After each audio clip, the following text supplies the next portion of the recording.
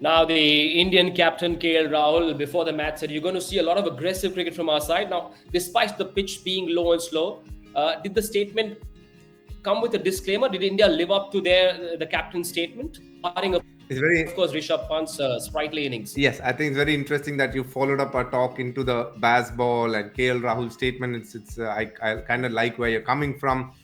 For me, as I said, it is very evident that these are the kind of wickets that sometimes ends up not producing a result, because you will see that as the test match carries on, the wear and tear will make it slow. So when the wicket becomes slow, what happens is, if the quality of the batsmanship is not great, then you will end up seeing batsmen making mistakes. But in these kind of wickets, if the temperament is strong, you don't need a great technique per se to stay in the wicket. Why? For a start, I don't think India can play the Bazball kind of cricket, because right now it's not part of our DNA to do something like that. But for KL Rahul to come out and say they're going to make they're going to play with a lot of aggressive intent, basically means they want to make a match out of it and get a result, knowing that the World Test Championship final is round the corner, and for them these two games become really critical. So they want to, in many ways, press the accelerator and push the scoring rate. But they couldn't do it today, mainly because the wicket was A, slow, B, if you're going to bat like at an average of 4.5, you have to bring a different tempo altogether, and that will require a few players who bat that way. Let's take the example of Rishabh Pant. He got a 46 of literally a runner ball, because that's part of his DNA for him to do that. The way he batted was something that is very naturally it comes to him. I think that is where things are going in terms of test match cricket itself, because you see people coming to the grounds and you see more attractive cricket played if the scoring rate is at a certain tempo. And I think this wicket probably didn't provide it, but we have to change the way we bat and the mindset towards batting a lot if we need to get there.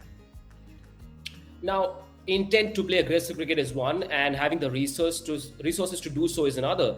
Does India have the personnel to imbibe the same Bazball approach? India's got to win 5 of the next 6 test matches to qualify for the WTC finals.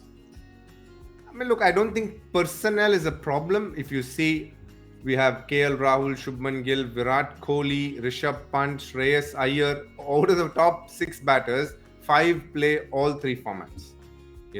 So that goes to tell me that these are the same guys who bat at 130s and 140 strike rate when they play white ball cricket. So batting at an 80-85 strike rate is not a big deal for them, but it is a mindset shift. So that would mean taking a few risks sometimes. Are you okay with that? Let's take the example of Shubman Gill. He's probably going to think with the way he's got now that that was rather a soft dismissal. What is the kind of shot that I should have chosen? Probably I should have stepped out and probably hit it along the ground. So then the lap sweep goes out of the equation. Or he could be thinking, shall I play that when I'm more set as a batter rather than too early in the inning? So these are the kind of questions. The moment the answers internally become more positive, then you start taking those options and try and do it at the right time.